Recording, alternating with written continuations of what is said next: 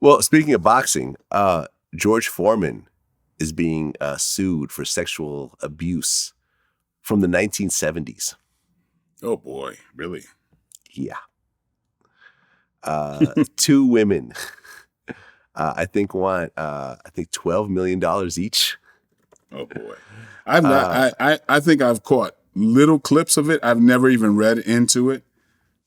He is 73 years old. These are allegations from 45 years ago. Yeah. Yeah, I mean, it's insane that you could sue someone. So these two women want $12.5 million each. He's calling it an extortion attempt. He said, "The pride I take in my reputation, which means as much to me as my sports accomplishments, and I will not be intimidated by baseless threats and lies. I am and always be guided by my faith and trust in God. I will work with my lawyers to fully and truthfully expose my accuser's scheme and defend myself in court. I don't pick fights, but I don't run away from them either." Gotcha. How do you sue someone for something they did in the 70s? I don't know. I mean, because it's trendy now, maybe. I can't really speak too much because I don't know what their beef is or what their argument is, but I know on the surface it sounds like, oh, let me get paid.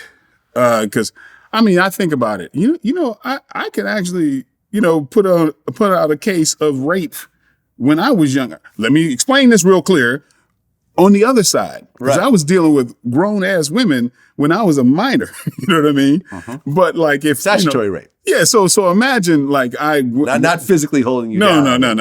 No. But like so imagine if one of them women were like crazy rich, right? And back in 1980,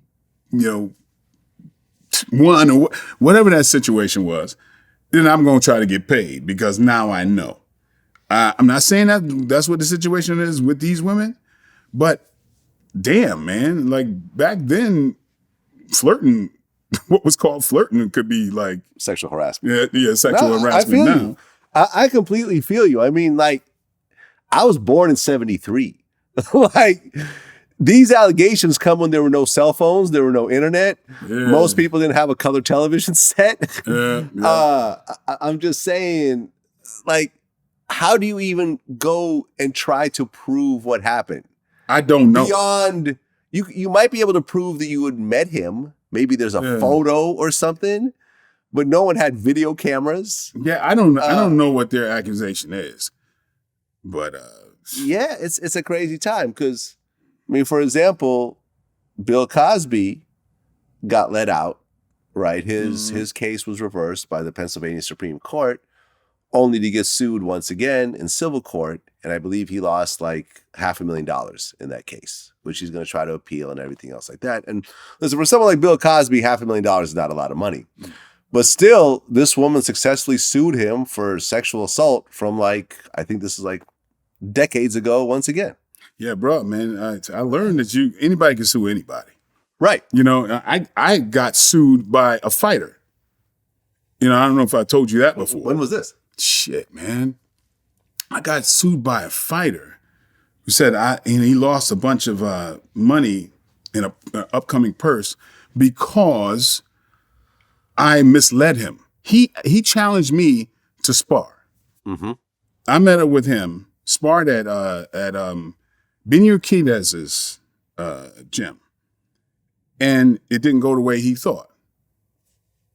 Next thing I know, I got a lawyer up because I got to protect myself. He didn't get away with it ultimately, but I had to spend $8,000 in legal fees to fight. This guy was like the number 2, like heavyweight contender.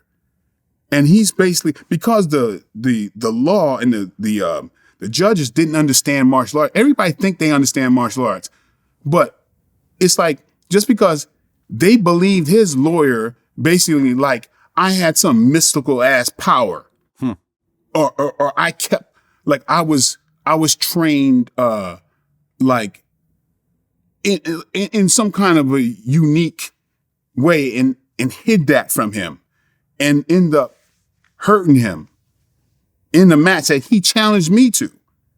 He's coming at me for damages. I couldn't believe that could happen, especially in a boxing gym. In a ring, right? So, man, from there, I'm like, damn, anybody could sue anybody. Yeah. You know what I'm saying? It's so yeah. It just happens to be the way it is.